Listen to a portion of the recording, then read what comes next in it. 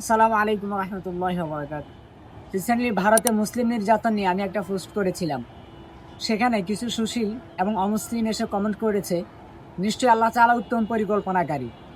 সে বুঝাইতে চাচ্ছে ভারতে যে মুসলমান নির্যাতন হচ্ছে সেটা আল্লাহ তাআলার পরিকল্পনা অনুযায়ী হচ্ছে। সে ভেবেছিল তার এই কথাকে আমি রদ করবো এবং বলবো না এটা আল্লাহর ইচ্ছায় হয় নাই।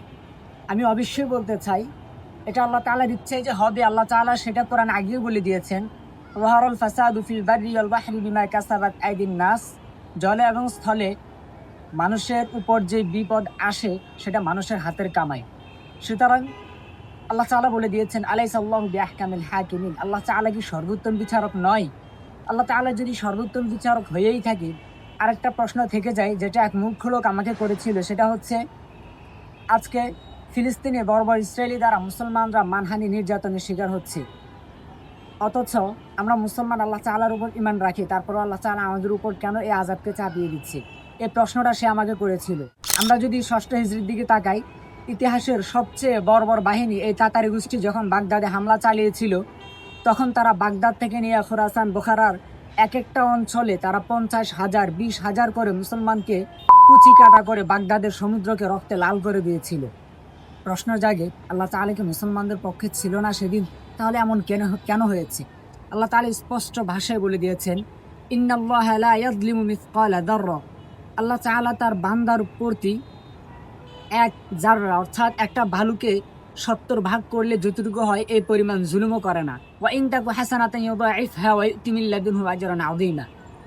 আর যদি বান্দা সৎকর্ম করে আল্লাহ তাআলা তার দ্বিগুণ প্রতিদান দিয়ে থাকেন।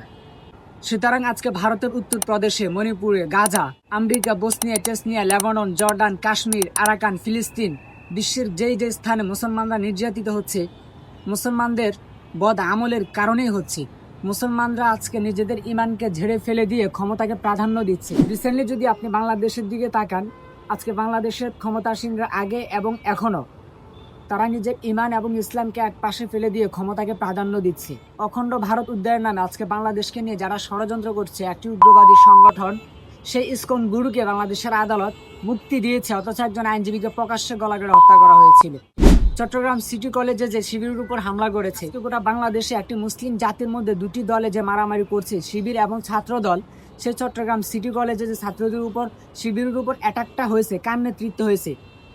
একজন হিন্দু ধর্মাবলম্বী গণেশের নেতৃত্ব হয়েছে। তারা চাইবে আমাদের মুসলমানদের মাঝে এভাবে বিভ্রান্ত মারামারি দাঙ্গা লাগিয়ে ইসলামের ভাড়াটা বাজিয়ে দিতে, কিন্তু আমাদেরকে তো চোখান্ন থাকতে হবে। আদারওয়াইজ যদি আমরা ইসলাম এবং আমাদের দিনী ভাইদেরকে এক পাশে পেলে দিয়ে ক্ষমতাকে প্রাধান্য দিয়ে নিজেরা কাটাকাটি করি, তাহলে আমাদের অবস্থা সেই বাগদাদের তাতারিদের ইতিহাসের মতো হবে, ভারতের উত্তরপ্রদেশের মতো হবে, গাজ্জার মতো হবে। তখন আমরা আল্লাহকে দোষ দিয়ে লাভ নেই, নাউজুবিল্লাহ। আল্লাহ তাআলা, আবারও বলছি, আল্লাহ তাআলা তার বান্দার উপর 1 ইঞ্চি পরিমাণে জুলুম করে না। ইন্নাল্লাহা লা ইয়াযলিমু মিসকালা যাররা। আল্লাহ তাআলা উত্তম বিচারক। আলাইসাল্লাহু বিআহকামিল হাকিমিন।